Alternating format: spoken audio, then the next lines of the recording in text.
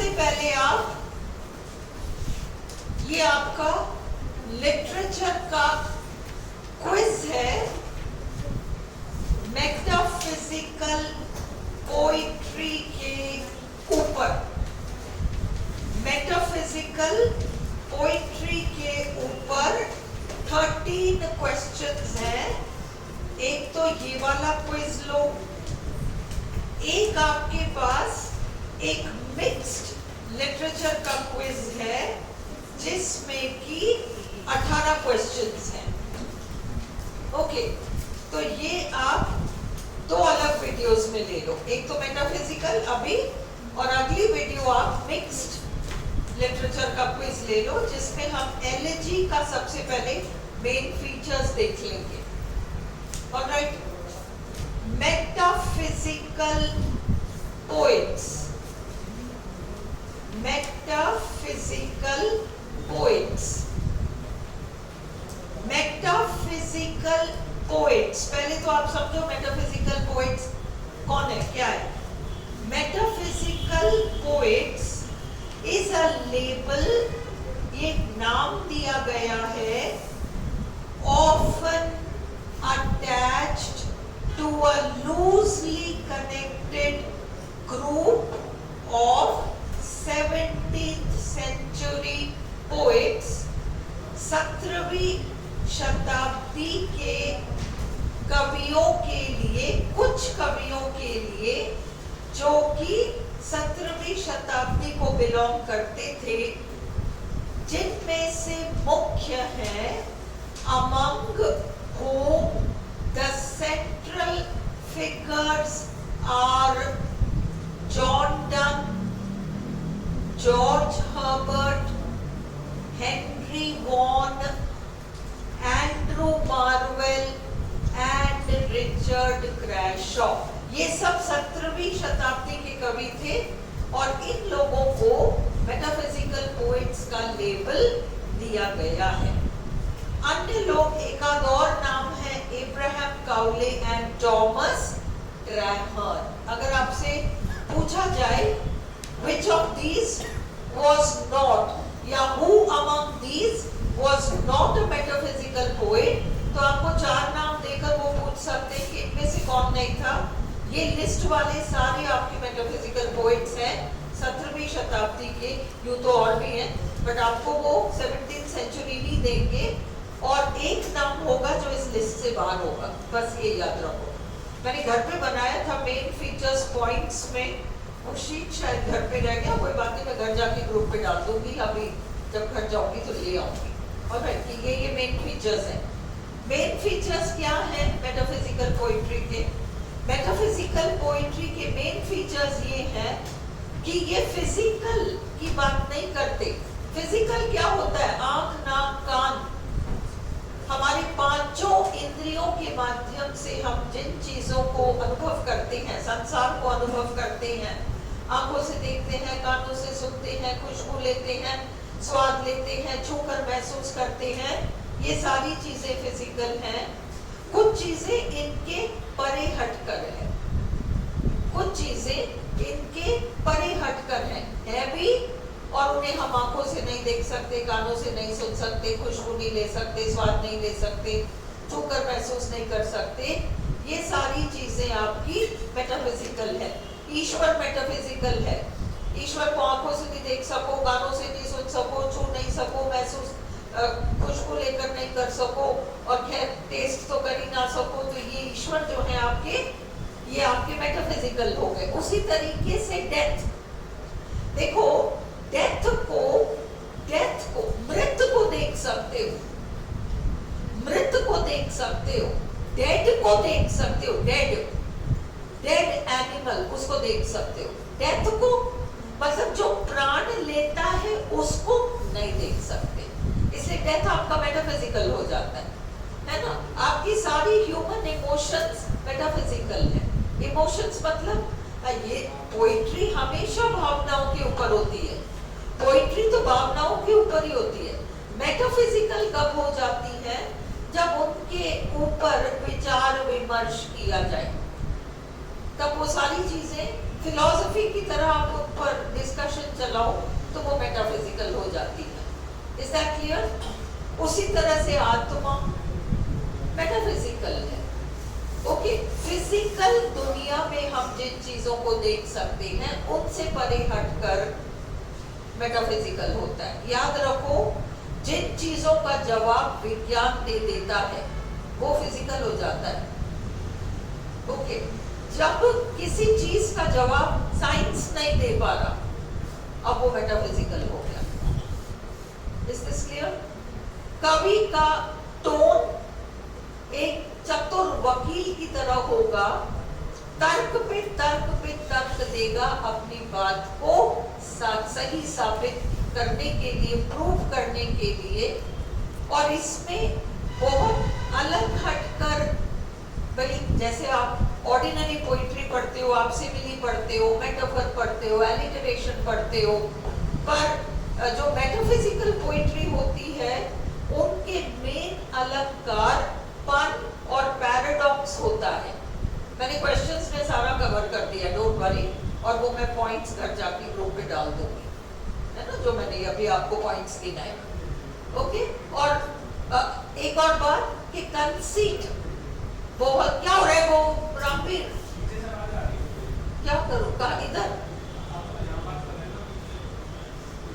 Please थोड़ा request कोई कराओ कि थोड़ा सा कोई रिक्वेस्ट कराओ कि थोड़ा धीरे बोलो। रामवीर बहुत जेंटली बोलना, अपन को नहीं पता कौन आए, कोई माँ बाप बच्चों को एडमिट करने आए और अपन कुछ बोला है, व्यक्ति सोचे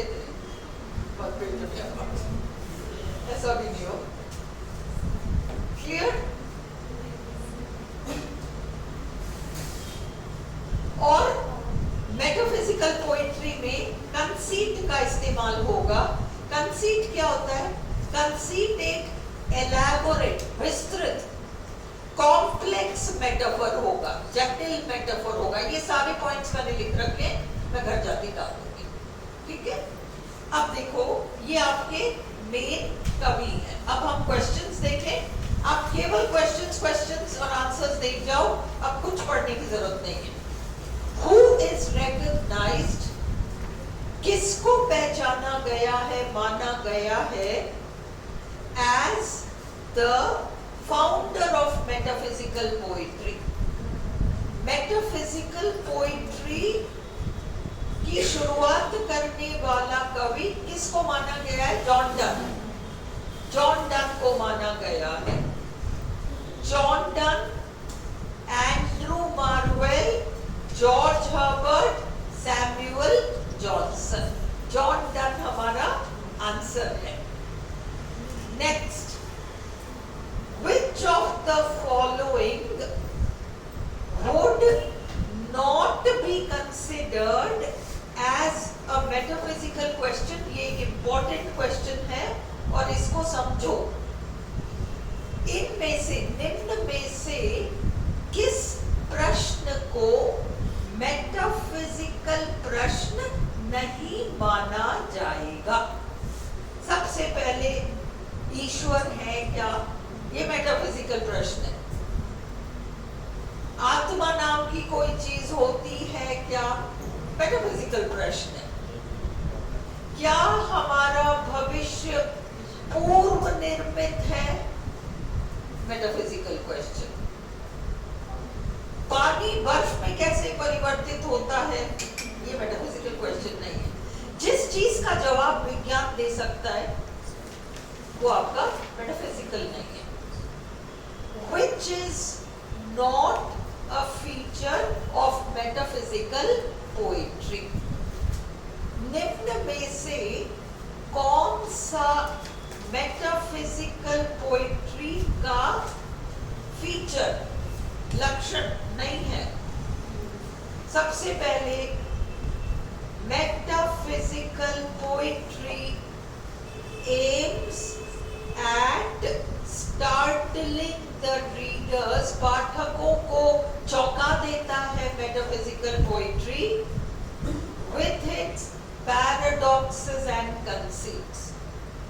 पैराडॉक्सेस, पैराडॉक्स एक प्रकार का अलंकार है। जब कवि कहता है कि सफलता के सीढ़ियां तो इंसान को कब्र तक ले जाती हैं, तो वो पैराडॉक्स है।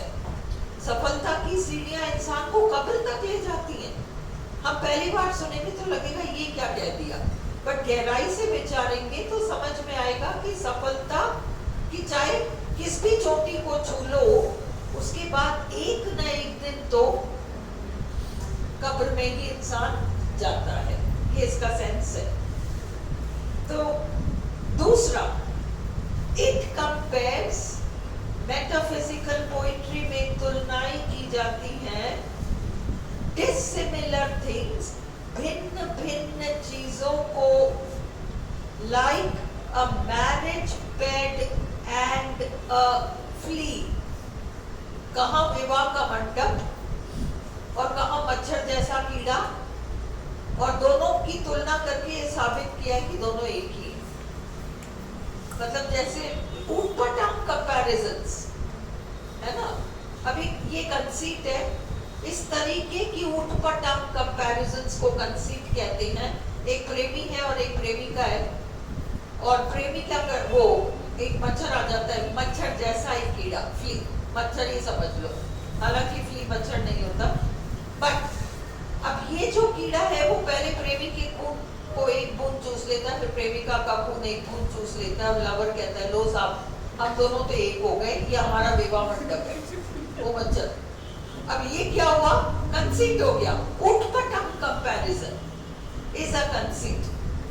तो मेटाफिजिकल पोएट्री में इस तरीके की ऊटपटांग तुलनाओं को की जाती है, हाँ की जाती है बिल्कुल। सी, it deals with questions that science cannot explain. इसमें ऐसे सवाल होते हैं जिसका जवाब विज्ञान नहीं दे पाता। The poet speaks like a clever lawyer and his tone is argumentative. कवि एक चतुर वकील की तरह बात करता है, और उसके बात करने का टोन आर्ग्यूमेंटेटिव, बहस पे बहस, तर्क पे तर्क देना। The poet draws his ideas from various subjects. कवि भिन्न भिन्न विषयों से, हॉर्टिकल्चर, एग्रीकल्चर, दुनिया भर के सब्जेक्ट से अपने कंपैरिजंस को लेता है। क्लियर? ये पांचों मेरे को घर से भेजने की भी जरूरत नहीं है। ये पांचों आपके फीचर्स ऑफ मेटाफिजिकल पोइट्री है। नाम मैंने आपको दे दिए कि कौन से हैं। मेटाफिजिकल के बारे में ये 6 बातें याद रख लो। अब लास्ट पॉइंट हमसे अगला पूछ रहा, which is not a feature. The poet treats his beloved like a goddess and worships her from a distance. एक बात सुनो, ये बिल्कुल भी नहीं है। मेटाफिजिकल एज से पहले एलिजाबेथन एज था। एलिजाबेथन एज में प्रेमी अपनी प्रेमिका को लगभग देवी का दर्जा देकर उसको बाजोट पे बिठाकर, कभी सुना है कि भक्त और भगवान की शादी होती है? वो जो भगवान है, वो जो देवी है, वो तो देवी रहेगी, वो बाजोट पे ही चढ़ी रहेगी, और ये प्रेमी घुटने टेक के जमीन पे बैठा रहेगा। मेल संभव ही नहीं है। एलिजाबेथन एज की पोइट्री में इस तरह की पोइट्री है जहां पर प्रेमिका को देवी का दर्जा दिया गया है, और दूर से ही उसका एक तरह से गुणगान किया जाता है। और मेटाफिजिकल एज की पोइट्री इस बात का विरोध करता है कि काय की देवी, उसको नीचे उतार लाया। अंडरस्टूड? बिल्कुल ऑपोजिट है मेटाफिजिकल एज। तुम्हें कंसेप्ट्स क्लियर होंगे तो तुम आंसर दे पाओगे। इसलिए the poet treats his beloved like a goddess and worships her from a distance. ये तो फिर भी वो एलिजाबेथन एज और ये पेट्रार्कल पोइट्री वगैरह है। तुम्हें पता है ना, पेट्रार्क वगैरह वो कवि थे जिन्होंने, पेट्रार्क ने लॉरा डिनोव से प्यार किया, तो वो तो शादीशुदा थी ना, तो वो दूर से ही उसका गुणगान हो रहा है और उसको देवी का दर्जा प्राप्त हो गया, एक तरीके से कवि के मन में। Is this clear? Metaphysical age में ये नहीं होगा।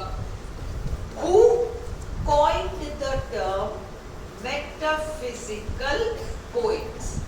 Metaphysical poets term Samuel Johnson ने सबसे पहले यूज किया। अब तुम एक बात समझो, है ना, you have to understand this one thing. सबसे पहले ड्रमंड, ड्रमंड लिखो मत, सब कुछ क्वेश्चंस में है। Drummond of Hawthorne done, Drummond नाम याद रख लो। ड्रमंड नाम का एक लेखक है। इसने एक्चुअली सबसे पहले किसी लेख में मेटाफिजिकल के कवियों के संदर्भ में उसने बात कर दी। बट लिटरेचर में जो तुम्हें जानना है वो ये है, सिर्फ बात करने से कुछ भी नहीं होता, आपको फेमस भी होना। आप फेमस हो कि कोई बात कहो तब दम है। अगर आप फेमस नहीं हो, आप कुछ भी कहते रहो, चाहे उसमें कितना दम हो, पर उसको स्वीकृति नहीं दी जाएगी। तो ड्रमंड ऑफ हॉथॉर्न ने सबसे पहले मेटाफिजिकल पोएट्स टर्म को यूज किया। उसके बाद आए जॉन ड्राइडन। जॉन ड्राइडन की डेथ 1700 में हो गई थी। उससे पहले ही उन्होंने कह दिया था कि ये जॉनडन वगैरह कवि जो है ना, ये दिखावा ऐसा करते हैं जैसे मेटाफिजिक्स की बात कर रहे हैं, मेटाफिजिक्स की बात कर रहे हैं, मेटाफिजिकल पोएट्स नहीं। ये डन जैसे कवि, डन अफेक्ट्स द मेटाफिजिक्स, ये एग्जैक्टली जॉन ड्राइडन का कमेंट था। और सैमुअल जॉनसन ने 52 कवियों के लाइफ और रचनाओं के ऊपर एक किताब लिखी, lives of the eminent English poets. 52 कवियों का वर्णन है। उसमें एक कवि एब्राहम कावले, उनके ऊपर जो चैप्टर था, जो निबंध था, उसमें सैमुअल जॉनसन ने सबसे पहले मेटाफिजिकल पोएट्स का जिक्र किया है। इसलिए सैमुअल जॉनसन को फाउंडर, वो the one who coined the term, founder तो जॉर्डन है, who coined the term, coined मतलब जिन्होंने सबसे पहले मेटाफिजिकल पोएट्स टर्म यूज किया, वो फिर सैमुअल जॉनसन माने जाते हैं। Who coined the term metaphysical poets? अब इसमें जॉन डन होगा, एकदम से कंफ्यूज मत होना। जॉन डन तो फाउंडर है उस मूवमेंट के, टर्म तो सैमुअल जॉनसन ने कॉइन किया। Which of the following is not true about metaphysical poetry? Metaphysical poetry के बारे में कौन सी चीज सही नहीं है? सबसे पहले, metaphysical poetry deals with things which are beyond the physical, है? बिल्कुल। It is complex and contains far-fetched ideas. Far-fetched ideas, दूर कहाँ मंडप और कहाँ वो मच्छर और ये सारा far-fetched ideas, बिल्कुल है। The metaphysical poets mainly wrote about nature. नहीं, ये सही नहीं है। Metaphysical poetry is intellectual, ये भी सही है। Alright, तो C आपका आंसर होगा, नॉट पूछा है। अगला, in which work did Samuel Johnson use the term metaphysical poets? कहाँ यूज किया सैमुअल जॉनसन ने metaphysical poets? Lives of the most eminent English poets, इस रचना में यूज किया है। बाकी तीन preface to the lyrical ballads किसने लिखा है? Preface to the lyrical ballads किसने लिखा है? प्रीफेस रोमांटिक एज हमारी कोर्स में है, विलियम वर्ड्सवर्थ ने लिखा है। साइड में लिख लो, William Wordsworth. Of dramatic poesy John Dryden ने लिखा है। और कल्चर एंड अनार्की बहुत फेमस रचनाएं हैं, मैथ्यू आर्नल्ड ने लिखा है। मैथ्यू आर्नल्ड ने लिखा है। चलो, द टर्म, तो कौन सी किताब में? Lives of the most eminent English poets. इस रचना में एब्राहम काउले के ऊपर जो चैप्टर है उसमें ये यूज हुआ. The term metaphysical poetry occurs in the chapter on Abraham Cowley. Who said, किसने जॉन डन के बारे में कहा कि उसकी भाषा इतनी उग्र है कि उसको पहले फांसी दे देनी चाहिए और फांसी देकर उतार कर 4 टुकड़े कर देने चाहिए उसके. फांसी देने के बाद उतारो तब भी चैन नहीं है कि चलो मर गया, उतार के भी 4 टुकड़े करो. ये बेन जॉनसन ने कहा था जॉन डन के बारे में. Who said that for not keeping the accent, for not keeping, बंद करो पूरा, not keeping the accent, Donne deserved to be hanged and quartered. अगला, who is believed to have spoken of metaphysical poets even before Dryden used the term metaphysics. किसने? ड्रमंडॉफ और Thornton. बस ये Drummond नाम याद रखो. अगर ये पूछा जाए कि ड्राइडन से भी पहले, नहीं तो हमारा आंसर तो सैमुअल जॉनसन ही रहेगा. A term associated with metaphysical poetry, metaphysical poetry के साथ एक विशेष शब्द जुड़ा हुआ है, suggesting, जिससे पता चलता है the poet's display of learning, कवि अपने ज्ञान का जो प्रदर्शन करता है, वो शब्द है wit. याद रखना, मेटाफिजिकल पोइट्री के साथ जुड़ा हुआ खास शब्द है विट. अ कंसीट, कंसीट किसे कहते हैं? अ फार फेच्ड सिमिली और मेटाफर. फार फेच्ड मतलब कहां से लिंक, कहां जोड़ा है. दूसरा टेनर एंड व्हीकल, तीसरा कंपैरिजन, चौथा कॉम्प्लिकेटेड आइडिया. आपको सी ऑफ नहीं करना है, अ कंपैरिजन नहीं तो वो कंपैरिजन में सिमिली मेटाफर भी तो कंपैरिजन्स है. कंसीट, कंसीट इसलिए कहता है क्योंकि दूर दराज के सिमिलीज और मेटाफर्स हैं, बिल्कुल ही अलग हटकर कंपैरिजन्स. ए 12 बहुत इंपॉर्टेंट है.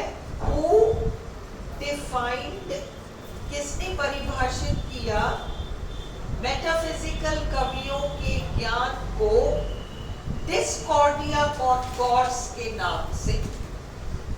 डिस्कॉर्डिया कॉन्कॉर्स, जोड़ने के चक्कर में और भी ज्यादा विभाजित कर दिया. सैमुअल जॉनसन का ये है, सैमुअल जॉनसन. अच्छा, एक और मैं प्रश्न यहाँ भूल गई हूँ, पर तुम लोग याद रखो. मॉडर्न एज का कौन सा कवि था जिसने की मेटाफिजिकल पोइट्स की बहुत जम की तारीफ की है? T S. Eliot. Which poet of the modern age? Which poet of the modern age?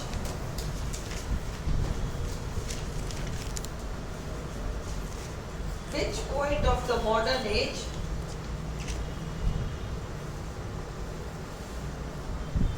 praised, P-R-A-I-S-E-D, the metaphysical poets highly? The metaphysical poets highly. T.S. Eliot. Unification of sensibility के नाम से ये मेटाफिजिकल पोएट्स इस quality को दर्शाते हैं. Unification of sensibility इस quality को दर्शाते हैं. कैलाश वीडियो बंद कर दो.